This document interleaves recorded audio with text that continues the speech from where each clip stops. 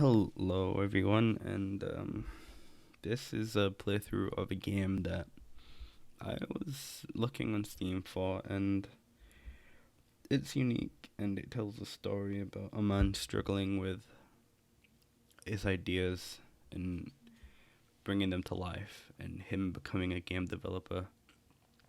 Um, it's very interesting, it's very deep, it's very story driven, and there's a narrative over it, so for the gameplay, I'm not going to be speaking at all. I'm just going to kind of let the game play out. It's going to be in 3 episodes. This is going to be episode 1. Next episode is going to be half an hour long, and the next episode is going to be half an hour long. So each episode is going to be like half an hour long, hopefully. And I just hope you enjoy this experience with me, and you all enjoy being on this journey with me, because I thought it was a very unique and good game, and it just sat with me, and I thought about it, and I played it at like 5 o'clock in the morning, and I went to bed on it. So I thought it was very deep and very good, and I hope you all enjoy it, and thank you. See ya in the playthrough.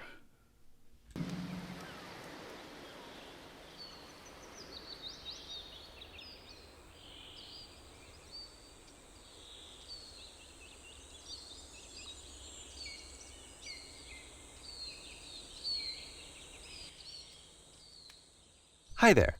Thank you very much for playing The Beginner's Guide. My name is Davey Reedon. I wrote The Stanley Parable, and while that game tells a pretty absurd story, today I'm going to tell you about a series of events that happened between 2008 and 2011. We're going to look at the games made by a friend of mine named Coda. Now, these games mean a lot to me. I met Coda in early 2009 at a time when I was really struggling with some personal stuff, and his work pointed me in a very powerful direction. I found it to be a good reference point for the kinds of creative works that I wanted to make. So just to start you off, this is, I think, the first game he ever made. It's a level for Counter-Strike. You can walk around here, by the way. And mostly it's just Coda learning the basics of building a 3D environment. But what I like is that even though he starts from the simple aesthetic of a desert town, he then scatters these colorful abstract blobs and impossible floating crates around the level. And of course, it destroys the illusion that this actually is a desert town, and instead this level becomes a kind of calling card from its creator. It's like a reminder that this video game was constructed by a real person. And it kind of makes you wonder, what was going through his head as he was building this? This is what I like about all of Coda's games. I mean, not that they're all fascinating as games, but that they are all going to give us access to their creator. I want us to see past the games themselves. I want to get to know who this human being really is. And that's exactly what we're going to do here. So, it's 2008, Coda starts making these games, and he never releases any of them. He doesn't put them onto the internet, he just makes them and then immediately abandons them, and they sit on his computer forever. And I think he really understood this image of himself as a recluse. At one point, he jokingly renamed his computer's recycling bin to Important Games Folder.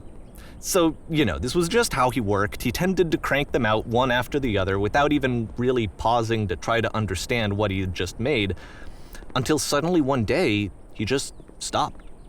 In 2011, that was it. He made his last game, and then he hasn't made another one since.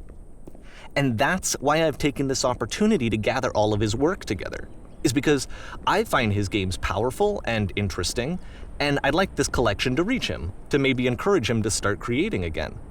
And if the people like you who play this also happen to find his work interesting, then I'm sure it'll just send that much stronger of a message of encouragement to Coda.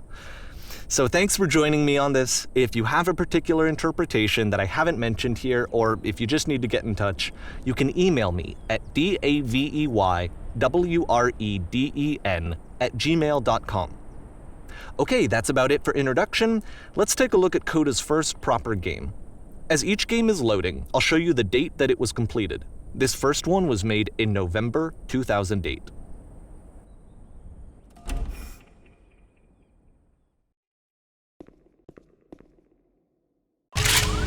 Warning. Whisper machine active. Shift to structure imminent. This game is called Escape from Whisper, and it's one of the more generic games you'll see from Coda.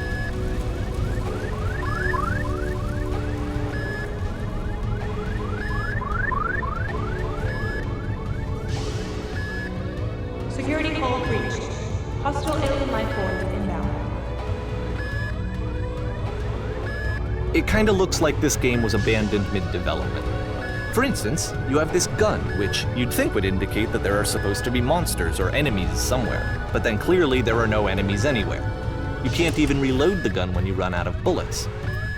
But ultimately we don't really know. Maybe Coda thought that actually it was complete the way that it is. And I think that we should talk about his games for what they are, rather than for what they're not. Enemy force neutralized. I love how you can see the bottom of the universe from this road.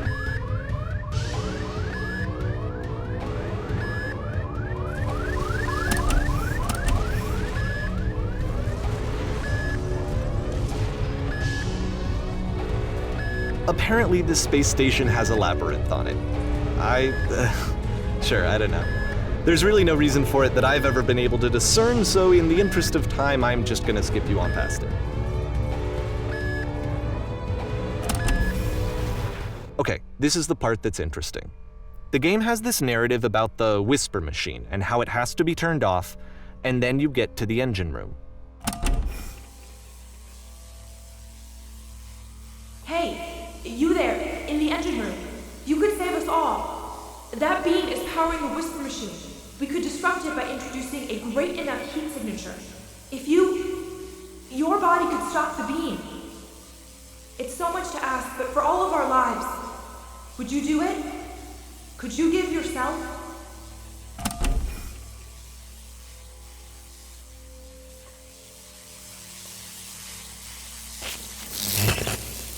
Let me pause here for a second. What you just experienced, stepping into the beam and then dying, is probably what Coda had initially intended when he was developing this level. But when he first compiles and plays it, something goes wrong. There's a bug somewhere. And this is what happens instead.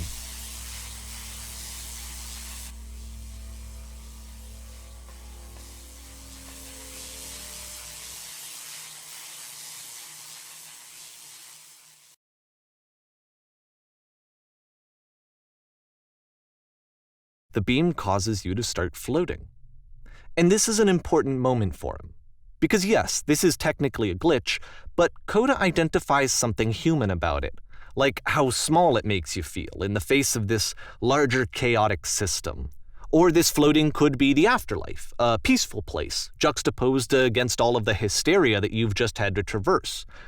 I don't even know. I have no idea what he was thinking, but what's clear is that after making this, something lodges itself in his brain. He wants to do more of these really weird and experimental designs.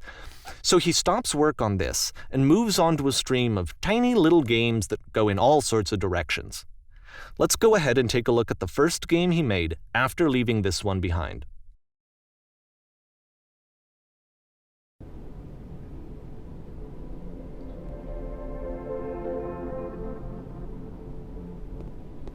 Yep, in this game you can only walk backwards.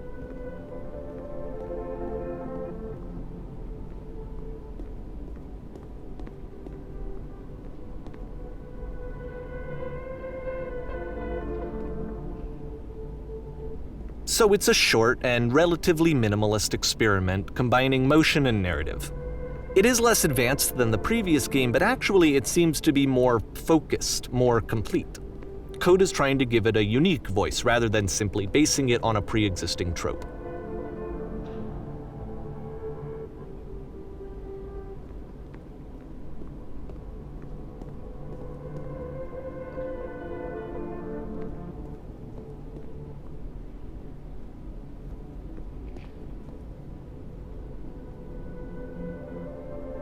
It's a short little thought, it says what it wants to say, and then it ends. Didn't need anything more than that. Which to me is why it works, because it gets out quick. Okay, next one.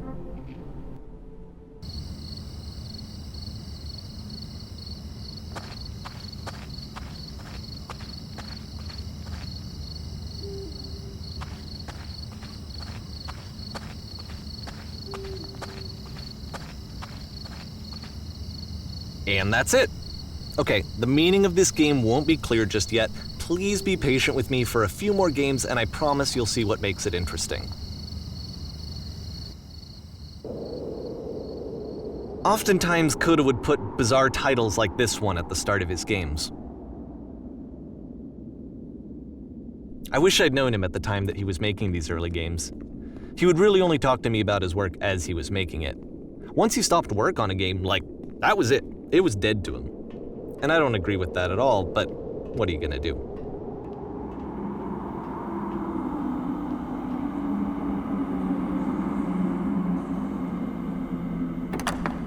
Once you've been slowed to an absolute crawl, the door at the top of the stairs opens. So why, if Coda's not showing these games to anyone, why bother opening the door at all? Well, to show you, I'm modifying the game here so that when you press the use key on your gamepad, it'll bring you back up to full speed so you can enter the door for yourself.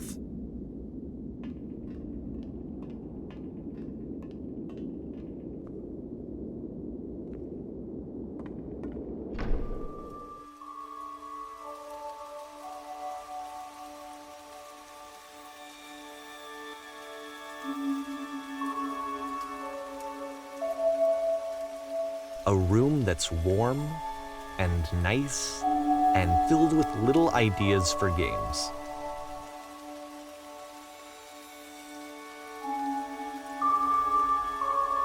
Coda would often tell me that he didn't mind if people thought of him as cold or distant.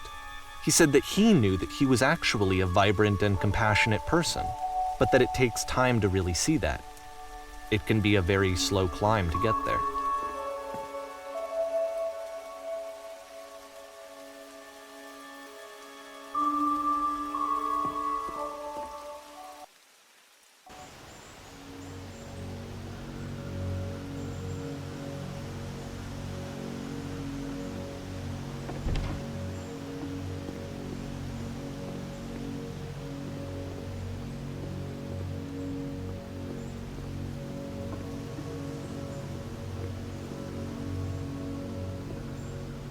Well, this is new for Coda. It's an actual puzzle. Go ahead and see if you can solve it.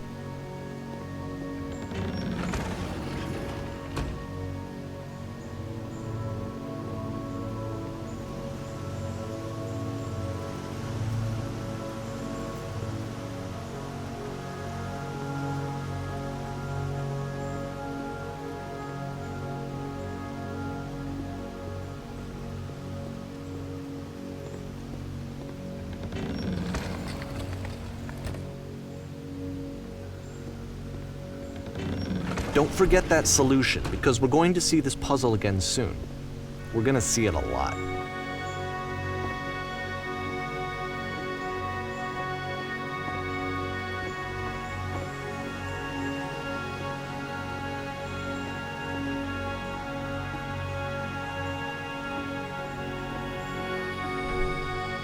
So that seems to be it, right?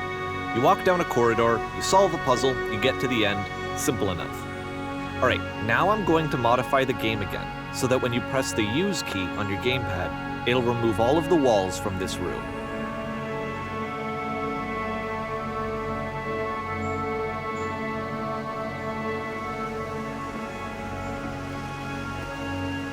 How about that? There was more to it than we had any way of knowing. I actually find it funny that this game comes after the Stairs game, since they essentially convey the opposite idea. So, in the Stairs game, a dull exterior concealed a rich interior. And then, in this level, a dull interior hides this fantastic outer world. Either way, I think that the point is the same, is that most of the time you don't get to know what you're missing, or even that you're missing anything. That's not your role as a player. So if your role here is not to understand, then what is it?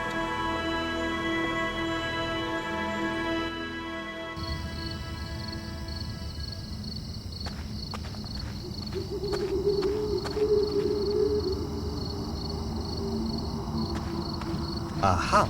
So, this, combined with the entering game from earlier, tells us that Coda believes his games are connected somehow. It could even be that the Stairs game and the puzzle game are literally connected in between this and the entering game. There's a bigger picture that all of his games are meant to play a role in, some larger meaning that we won't be able to grasp until we've seen all of them. And once we have, we can step back and start to understand what exactly that bigger picture is.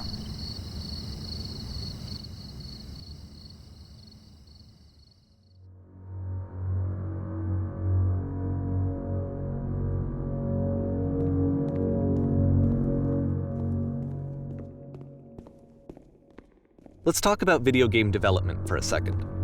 Every video game runs on what's called an engine, which determines what the game can and cannot do. So in other words, the engine is a set of tools for game development. To make all of these games, Coda is using an engine called Source. Like all engines, Source has certain things that it does well, and it has certain things that it does poorly. One of the things that it does very well is boxy linear corridors. That's why so many of Coda's games are set in these large, flat, empty rooms, is just because he's working with what the engine does well. The tools available to the creator shape what kinds of creative work they're going to end up making. You might consider paying attention to the architecture in Coda's games to notice how they seem to stem from an engine that's very good at producing linear, boxy corridors.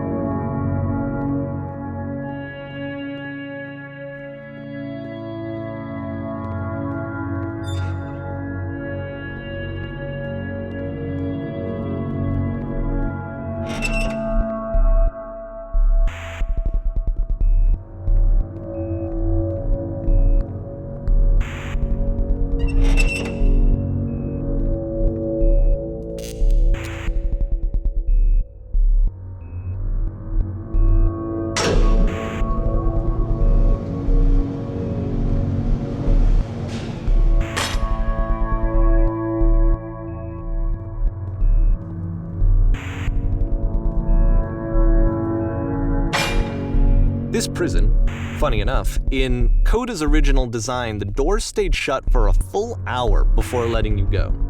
If you don't mind, I think we're gonna skip that. This is something that he and I used to argue about a lot. You know, whether a game ought to actually be playable, whether it means anything if no one can get through it. And I would always defend that, you know, all this work goes into the game, why not make it playable and accessible? And so we just got into heated arguments over it, and there was one time that after one of these conversations, he went home, and a day or two later, he sent me a zip file entitled Playable Games that was full of hundreds of individual games, each of which was just an empty box that you walked around in and nothing else. Believe me, I played every single one of those just to find out if there was like a gag hidden somewhere. There wasn't.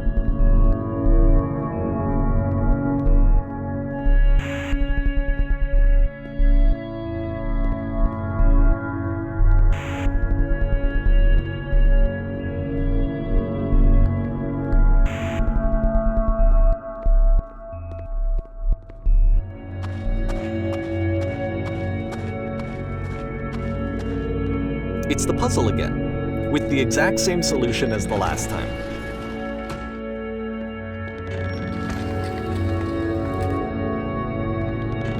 There's still no clear indication of what makes this puzzle so special that Coda is going to return to it over and over. But I promise I'll share with you my interpretation very shortly.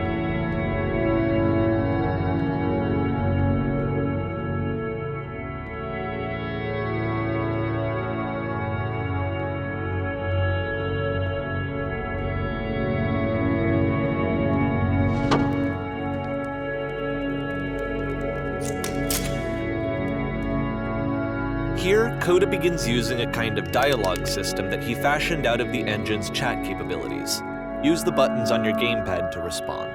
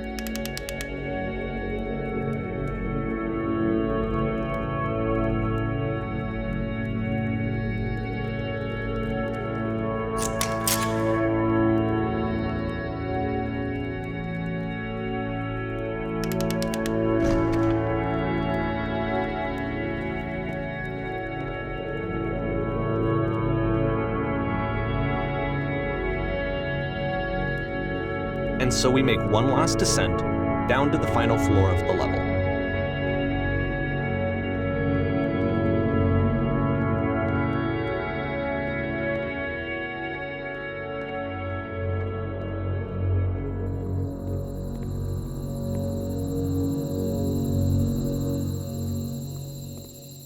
It's a lamppost. Okay, I can't tell you quite why, but for some reason Coda fixates on this lamppost. It's going to appear at the end of every single one of his games from here on out.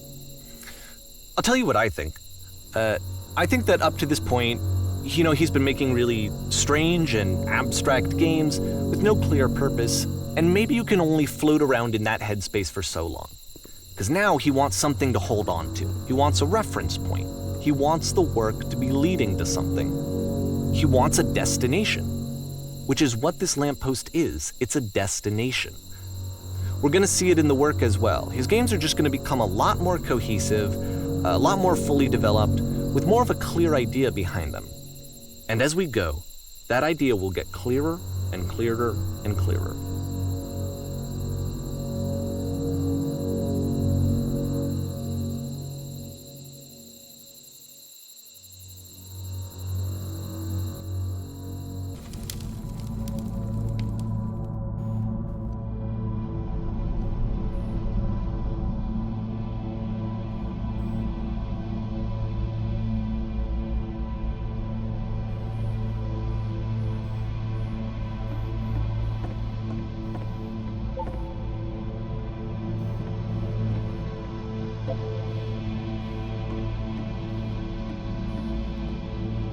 So first off, I'm sure you can deduce this, but this game is not connected to the internet.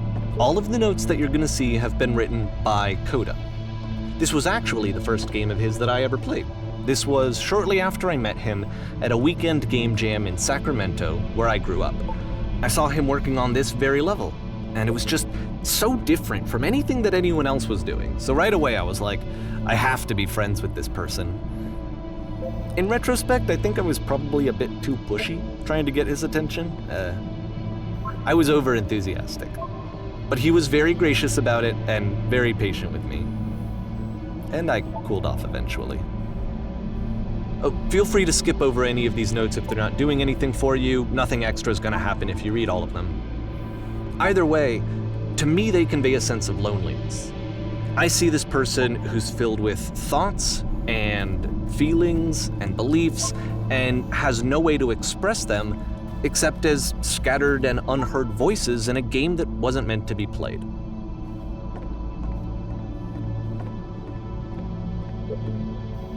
But it's ironic, isn't it, that in playing this game and seeing how alone Coda often felt, that we get to know him better and actually kind of connect with him. And I have to be honest with you, this idea is really seductive to me. That I could just play someone's game and see the voices in their head and get to know them better and have to do less of the messy in-person socializing. I could just get to know you through your work. I think this is why I always liked Coda's games so much, is because it felt like they let me have that connection. I felt as though he was inviting me personally into his world. And then I feel less lonely too.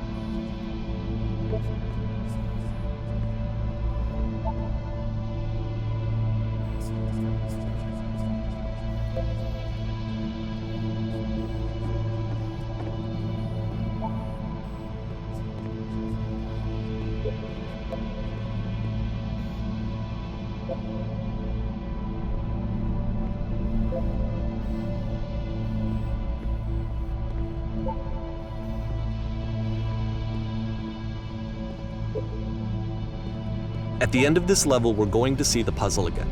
And here, I'll tell you what I think the puzzle means. Each of these games represents an idea that was on Coda's mind at the time that he was making it. And the puzzle is a way of closing the door on a previous chapter of his life before moving on to the next one.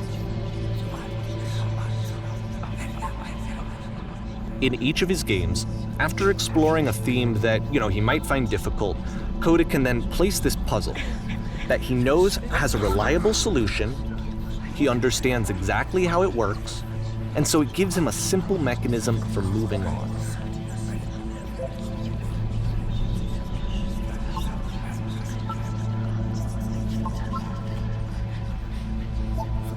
And because there's this dark area between the doors, a space between spaces, before you move on, you get to pause.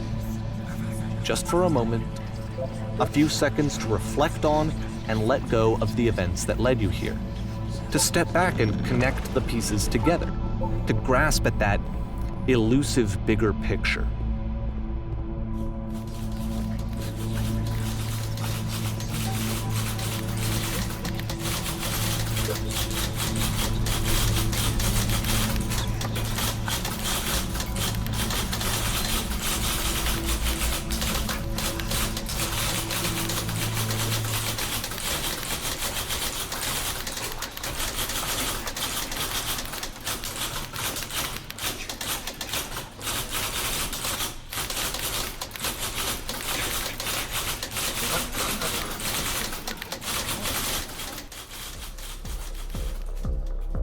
Okay, this one is tough.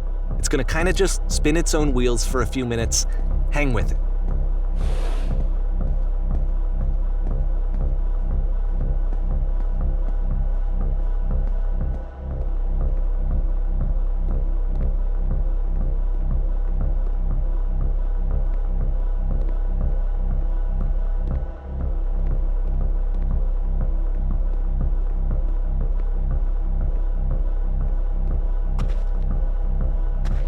See, this is it, the whole game. And there's nothing that's particularly interesting about it. You just walk to the end of a hallway. Except, for some reason, Coda gets really fixated on this prison that has all of this modern furniture. And I don't know why, but he decides he needs to revisit this prison. He's gonna start over, use the same assets, turn it into something else. Okay, cool, here's version 2.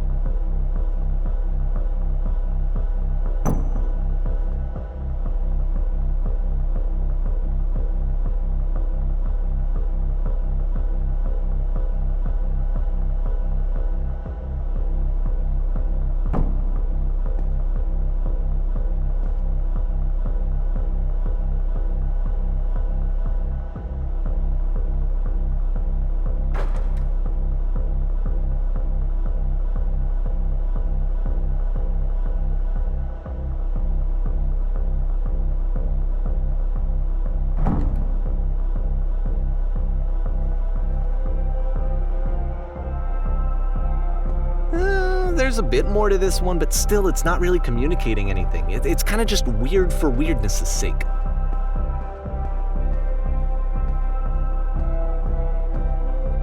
So okay, he throws it out and starts over. This time he comes at the prison idea from a different direction.